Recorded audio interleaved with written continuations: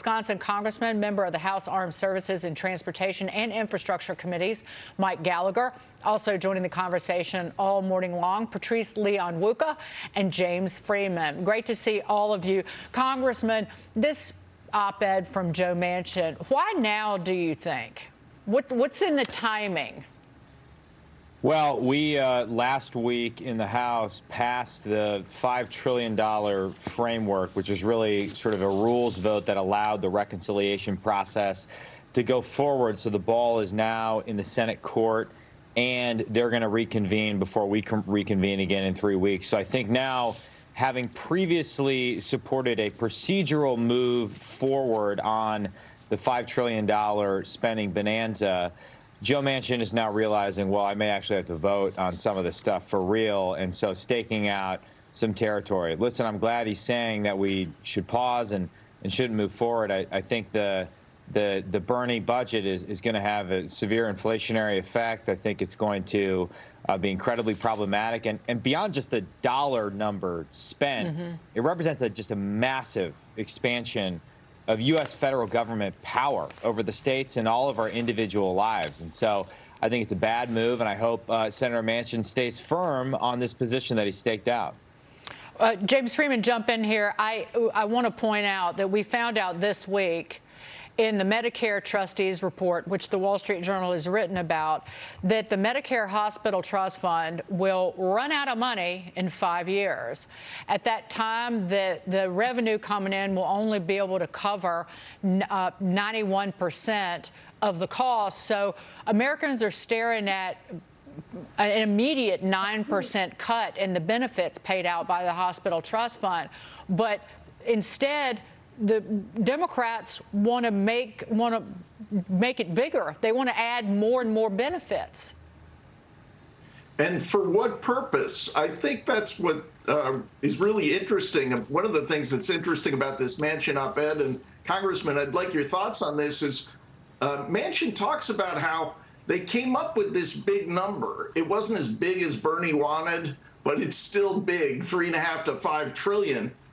Before they wrote all the details of what it would be spent on. And he just made the very straightforward point that if this was really so urgent, wouldn't you identify the needs first and figure out what was the solution to address them, as opposed to a number you wanted to spend and then figure out what to spend it on later? Congressman?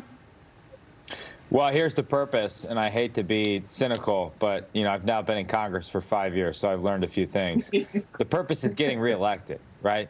Let's just spend as much money as possible that helps us get reelected. It's not to actually fix the structural imbalances in these programs. I mean, we lead the developed world in spending per capita on our healthcare system, but people aren't getting healthier, right? We've had negative trends in terms of life expectancy, and so it's highly illogical to assume that you can simply pump as much money as possible through the existing broken bureaucracies that were built decades ago and get better outcomes. And yet that's what the progressives are proposing to do. And make no mistake, this is the progressive wing of the party dictating terms, and Speaker Pelosi fears a revolt from the progressives in the House. And so, again, bad policy. I hope we can pump the brakes, take a step back, have a more measured approach, focus on what's truly essential, not on the spending bonanza. But that's what's driving it, in my opinion.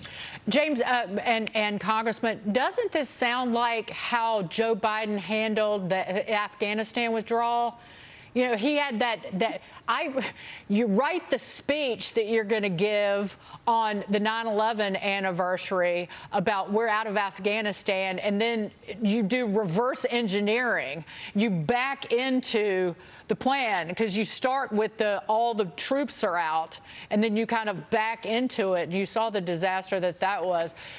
Speaking of Afghanistan, they're facing backlash, Congressman, by refusing to elaborate on what happens to the Afghan refugees who fail the administration's vetting process. This is President Biden's approval rating has fallen to the lowest level of his presidency following the Afghan foul up in pulling out. This is according to a new poll from NPR, PBS, and Marist. Your thoughts on all of this, Congressman? Well, the president went on national TV and called this an extraordinary success. That is the lie of the decade. This is, 13 American service members dead is not a success. Hundreds left behind enemy lines is not a success. Thousands of our allies abandoned effectively to death. Billions of dollars worth of military equipment. This is a humiliating, historic fiasco, not a success. And so for the administration to try and spin it as a news cycle to be managed rather than as a matter of life and death and American honor is quite shameful. And I think your average American, and what might explain those polls, even the American who supported getting out of Afghanistan, is still disgusted with the incompetent way in which the withdrawal was effectuated and the idea that we're leaving our people behind, to say nothing about the absence of a plan for vetting. So the whole thing has been a fiasco. And now the administration refuses to even tell us the precise number of Americans and LPRs that they think are left behind. This is an absolute shame on our nation right now, and a failure of leadership at the highest levels of the White House. Congressman, thank you so much for being here this morning. Congressman Mike Gallagher, always a pleasure.